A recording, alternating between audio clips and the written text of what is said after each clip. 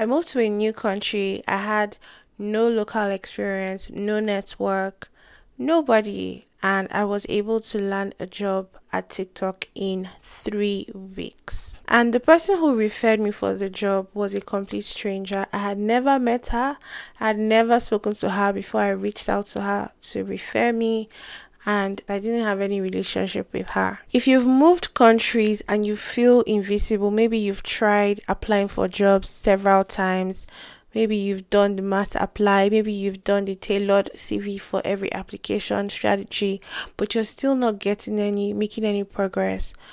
I want you to know that I've been there before. I completely understand. Before I moved to the UK, I moved from Nigeria to South Africa, and there I thought I knew everything about landing a job. I applied to several places and I still did not get a job. I eventually got a job at Meta in South Africa, but it took me understanding certain things and changing my approach to certain things to get that result. Eventually, when I moved to the UK, I was starting afresh in a brand new country. All the things that I went through, which my job search in South Africa came to me, and I knew that I had to do things differently. And one of the things I would say worked out well for me eventually when I realized was getting referrals. And when I moved to the UK, I doubled down on it. I could have said, I don't know anybody in this new market, or the people that I know are not in my field, or they are not at the companies that I want to work at, or maybe risk reaching out to strangers and maybe them ignoring me, making me feel weird. But I decided to reach out anyway. When I saw the opportunity at TikTok, I knew that I wanted to apply for the opportunity. But I went to TikTok page, I didn't know anybody that worked at TikTok. I had no first connection at TikTok, but I knew that first of all, I had gotten a similar job at Meta in South Africa, so I knew I could do the job. And I had proven through my interviews, I did about 8 interviews with Meta. Through those interviews, I had realized that, yeah, I could do the job as well, not just that from reading the job description, but people who worked at similar jobs had asked me several questions and I had proven that I could do the job. But it was just like, how do I make sure that I get my CV in front of the right audience or in front of the right decision makers? And that's when I knew that I needed to get a referral. So to do that, first thing I did was to go on this LinkedIn TikTok page. There was no first degree connection. Then next thing I did was to look through the second degree connections that I had, and I saw someone who went to my school. Now, this someone that went to my school, we probably went to school around the same time, not too far from each other, but I never met her in school. So it's not like maybe she had seen me one day and I had seen her.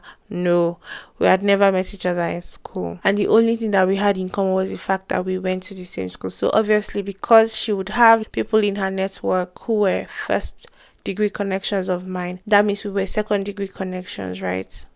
Good. And we also of course had our school income. So I just sent her a very simple message, very direct message, no fluff, that I recently moved to the UK. I saw this opportunity at TikTok, can she refer me? It was very clear. I sent her the specific opportunity that I found and shared my CV with her so she could also take a look, and the result was that she said yes. She went ahead and referred me. Then I went through the recruitment process, did series of interviews, did a technical presentation, and then I got the offer. So the thing is that when you're applying for a job, of course you apply and then you get into the pool with hundreds of other people. Now, I'm not against applying if there are cases where you cannot get a referral. I'm not against you applying along with everybody else, because I've also landed jobs that way. But if you have the opportunity to get yourself singled out from the pile through a referral, then that's definitely a better option than going to apply cold turkey. And you can easily get referrals. Getting referrals is not as difficult as a lot of people think. I know that a lot of people overthink getting a referral, especially when it's a company where they don't have any first degree connection working at that company.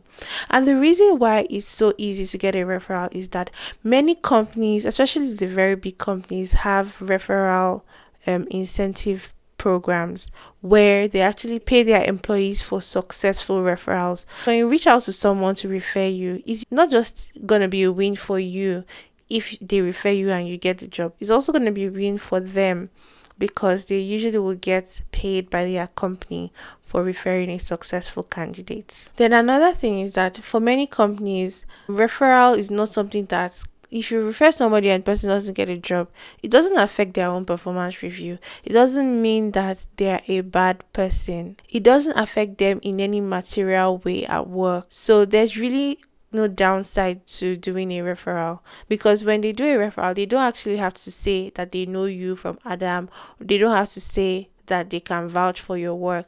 If it's a situation where they actually know you personally, there's usually the opportunity for them to add an extra note, but they don't have to add those notes for you to be referred and for that referral to be valid and for them to look at your profile because you were referred. So when you look at it from the person's perspective, the person that you're going to ask for a referral, when you look at it from their perspective, yes, a complete stranger is reaching out, but at the same time, there's really no downside for them.